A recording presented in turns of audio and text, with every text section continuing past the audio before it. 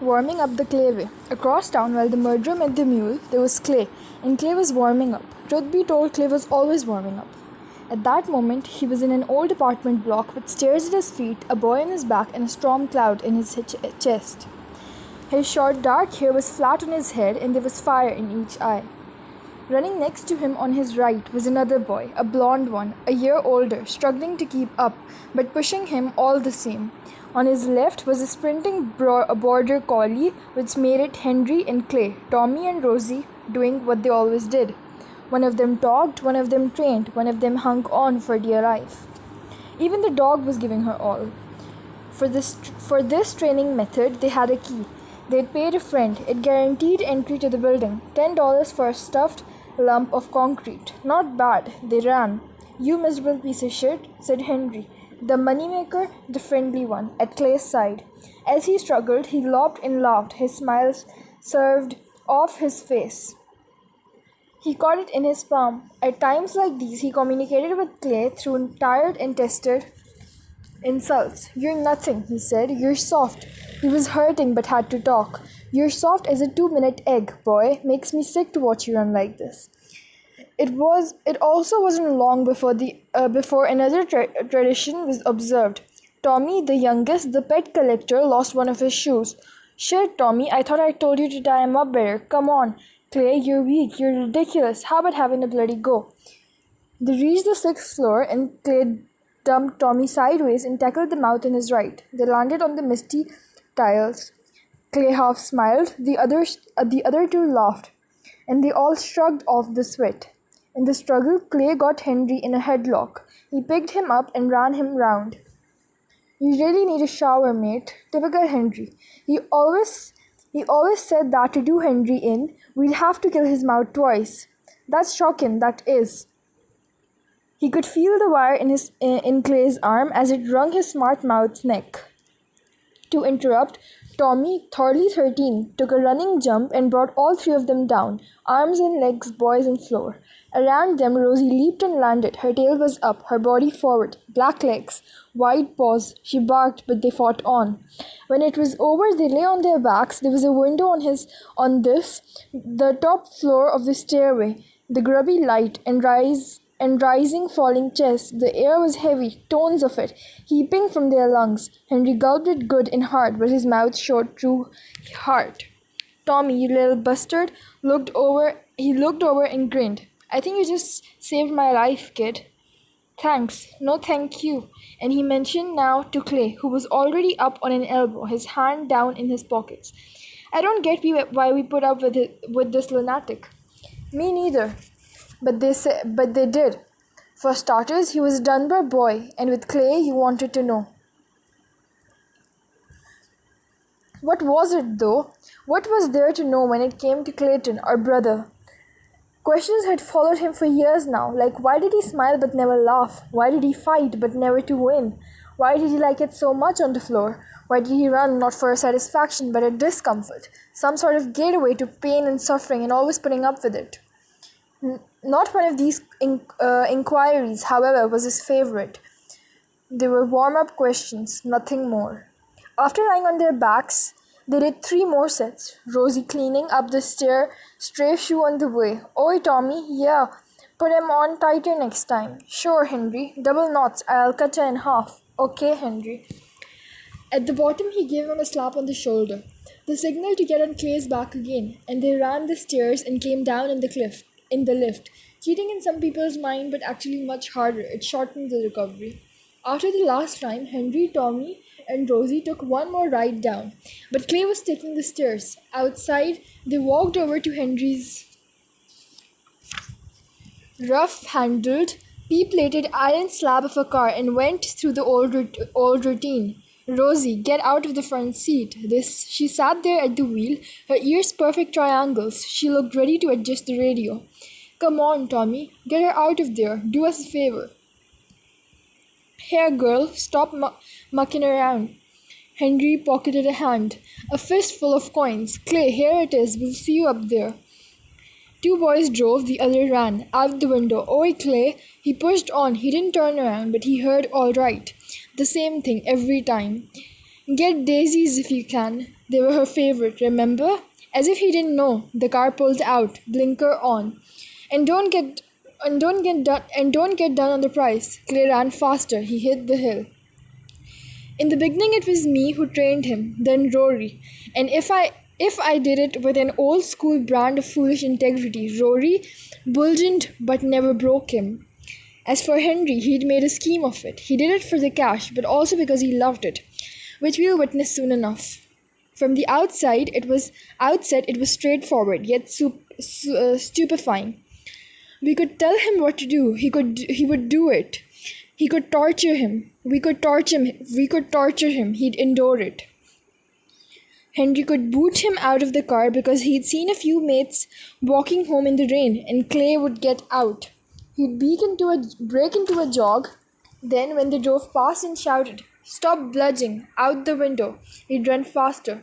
Tommy, guilty as all buggery, would look out the back, and Clay, watching till the car dropped out of sight. He'd see the bad haircut getting smaller and smaller, and that was how it was. It might have looked like we were training him, but really, we weren't even close.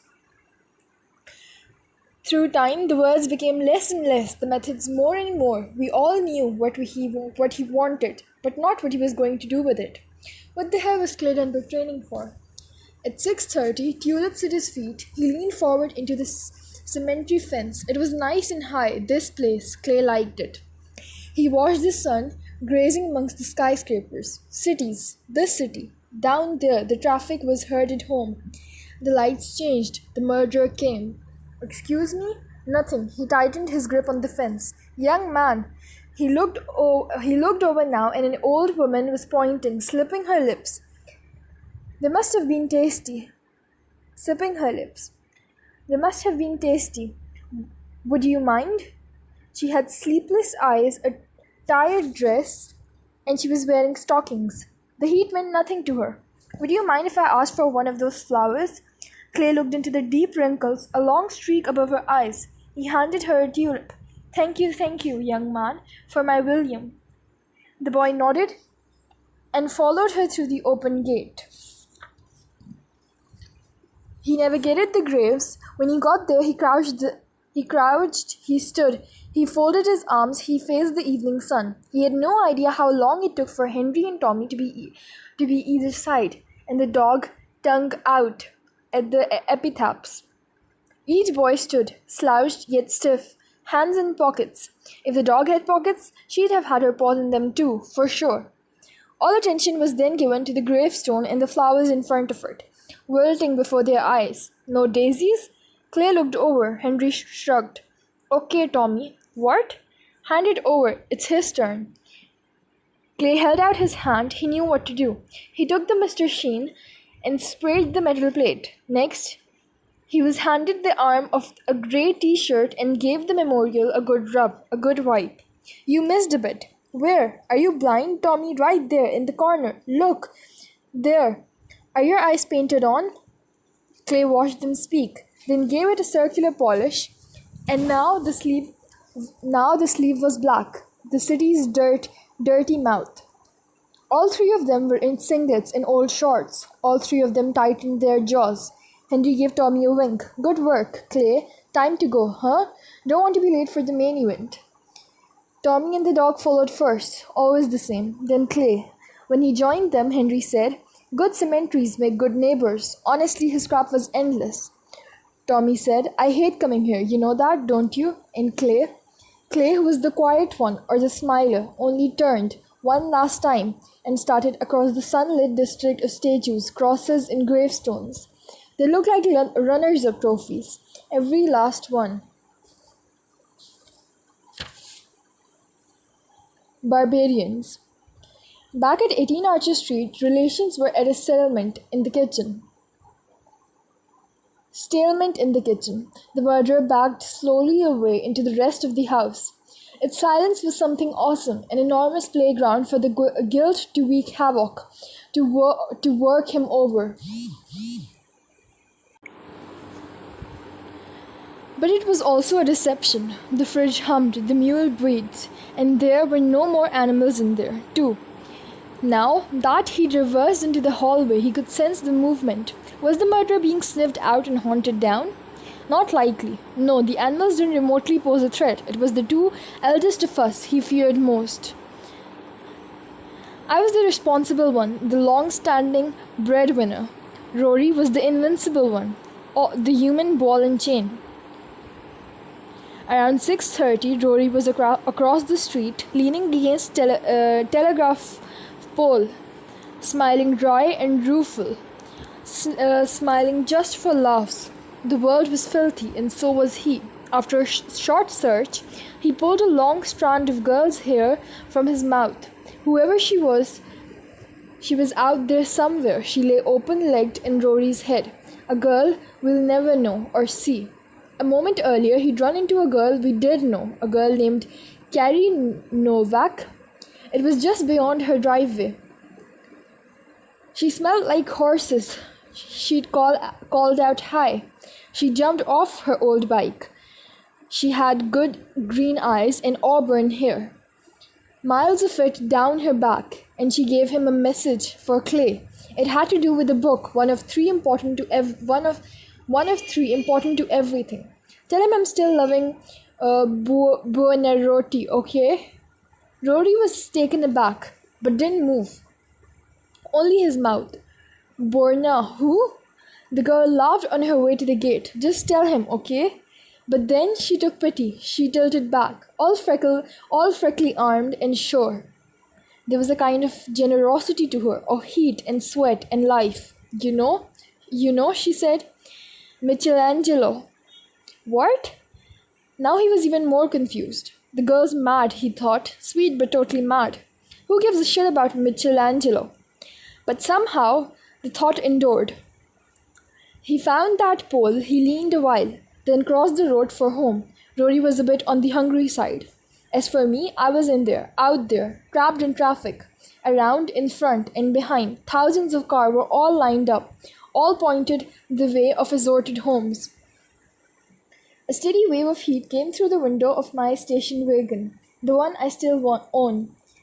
And there was an endless cavalcade of billboards, shop fronts, and people portions. With every moment, the city poured inside. But there was also my signature smell of wood, wool, and varnish. I let my forearm poke from the car. My body felt like lumber. Both my hands were sticky with glue and terps, and all I wanted was to get home. I could have a shower then, and organize dinner, and maybe read or watch an old movie. That wasn't too much to ask for, was it? Just get home and relax? Not a goddamn chance.